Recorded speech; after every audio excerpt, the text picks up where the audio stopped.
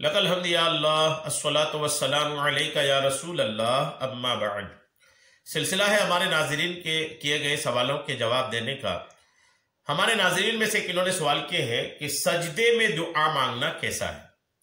مزید انہوں نے اپنے سوال میں یہ بھی ایڈ کیا ہے کہ فرض نماز کے سجدے میں کوئی دعا مانگے تو دعا مانگنا کیسا ہے۔ تو اس سلسلے میں انشاءاللہ کیا علماء کرام مفتیان کرام کے اقوال ہے، قرآن و حدیث اس کے بارے میں کیا کہتے ہیں، میں انشاءاللہ اس روشنی میں جواب پیش کرنے کی سعادتیں حاصل کرتا ہوں۔ میں جواب عرض کروں اس سے پہلے ہمارے دیگر ناظرین کے لیے میں عرض کروں کہ اگر آپ کا بھی کوئی سوال ہے تو آپ اپنے سوال کو ہمارے چینل کے کسی بھی ویڈیو کے کمنٹس میں لکھیے، آپ کا سوال ہم تک پہنچے گا، انشاءاللہ ہم آپ کو جواب پیش کرنے کی بھی سعادتیں حاصل کریں گے۔ جن کا سوال ہے جن کو یہ جواب میں دے رہا ہوں ان سے عرض ہے خصوصی طور پر، اور عموماً سب سے عرض ہے کہ اگر آپ کو سوال اچھا لگے یا سوال آپ کو کیسا لگا یا سوال میں کوئی کمی ہے یا سوال میں کوئی قابل تعریف بات ہے تو آپ اس کو کمنٹس میں ضرور لکھا کریں۔ آپ کے لکھنے سے ہم کو حوصلہ ملے گا اور پھر ہمیں مزید بہتر کرنے کا طریقہ بھی الحمدللہ حاصل ہوگا۔ تو کمنٹس میں اپنی بات ضرور رکھا کریں۔ اب سنیے آپ کے سجدے میں دعا کرنا کیسا۔ نماز پڑھنے کے بعد صرف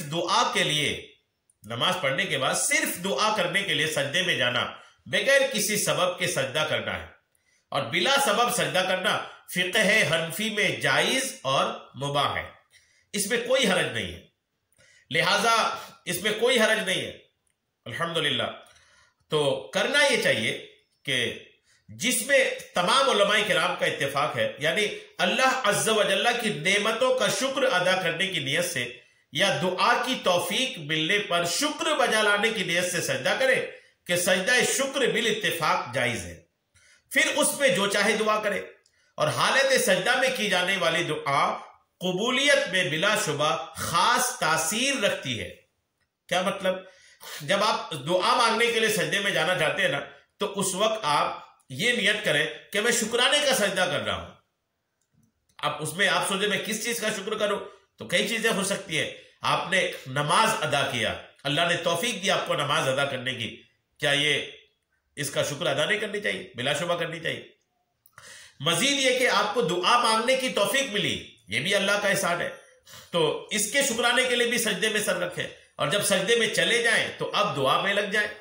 اور سجدے میں جو دعا مانگی جاتی ہے وہ دیگر دعاؤں کے مقابلے میں زیادہ تاثیر رکھتی ہے، جی، کہ اس حالت میں یعنی سجدے کی حالت میں بندے کو اللہ عز و جل کی بارگاہ میں زیادہ قرب نصیب ہوتا ہے، اور اس بنا پر دعاؤں کی قبولیت کی امید زیادہ بڑھ جاتی ہے۔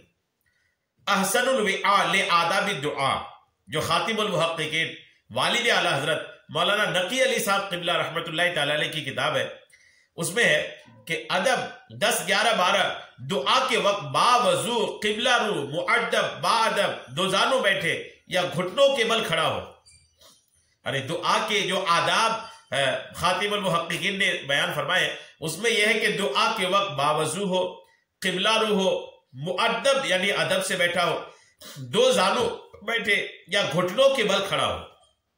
اب یہ تو والد اعلی حضرت نے لکھا ہے۔ امام اہل سنت نے احسن الوعاء کی تشریح میں شرح لکھا ہے۔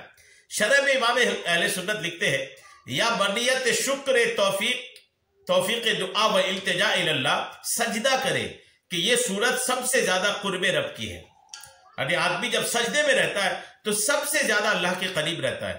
قال رسول اللہ صلی اللہ تعالی علیہ وسلم، یعنی یہ بات اللہ کے رسول صلی اللہ تعالی علیہ وسلم نے ارشاد فرمائی۔ فضائل دعا کے صفحہ نمبر 62 میں یہ بات لکھی ہے۔ امام اہل سنت اعلی حضرت علیہ رحمہ نے مذکورہ بالا حاشیے میں درج ذیل حدیث شریف کی طرف اشارہ فرمایا ہے۔ مسلم شریف میں حضرت ابو ہریرہ رضی اللہ تعالیٰ عنہ سے مروی ایک حدیث شریف میں نبی کریم صلی اللہ تعالی علیہ وسلم نے ارشاد فرمایا کہ سجدے کی حالت میں انسان سب سے زیادہ اپنے رب کے قریب ہوتا ہے، لہٰذا سجدے میں زیادہ دعا مانگا کرو۔ یہ حدیث پاک ہے۔ اقرب ما یکون العبد من ربہ وہو ساجد فاکثر الدعاء، یہ آقا کریم کا فرمان ہے، صحیح مسلم جلد 1 کے صفحہ نمبر 350 میں۔ علامہ علی قاری رحمۃ اللہ تعالی علیہ مرقات میں اور علامہ بدر الدین عینی رحمۃ اللہ تعالی علیہ شرح سنن ابی داؤد میں اس حدیث مبارک کے تحت فرماتے ہیں کہ چونکہ سجدے کی حالت میں انتہائی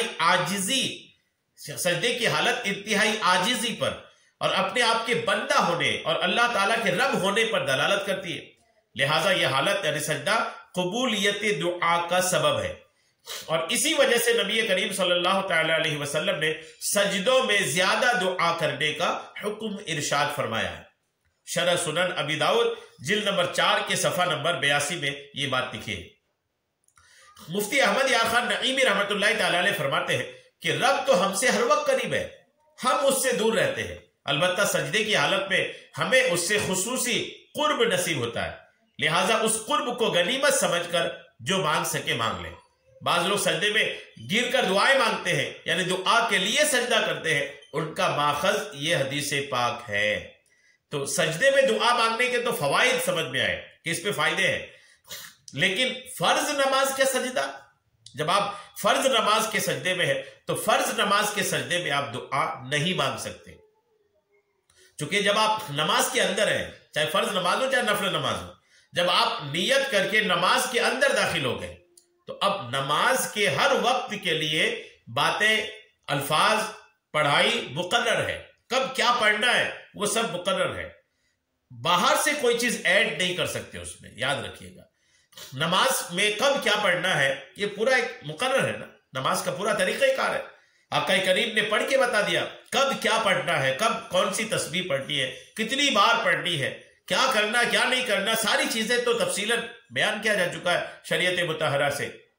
تو جب سب کچھ مقرر ہے تو باہر سے کچھ ایڈ، جیسے سجدے میں دعا، یہ تو سجدے کے طریقہ کار میں نہیں ہے، نماز کا جو سجدہ ہے اس میں تو دعا کا معاملہ نہیں ہے۔ تو نماز چونکہ ایک عبادت ہے، اور ایک ایسی عبادت جس کا مکمل طریقہ شریعت نے ارشاد فرما دیا ہے، تو نماز کے اندر آپ دعا سجدے میں جو ہے وہ نہیں مانگ سکتے۔ نماز پڑھ لیے، نماز پڑھ لینے کے بعد اب ایک شکرانے کا سجدہ کریں اور اس میں اللہ سے دعا کریں، انشاءاللہ آپ کی دعا ضرور قبول ہوگی۔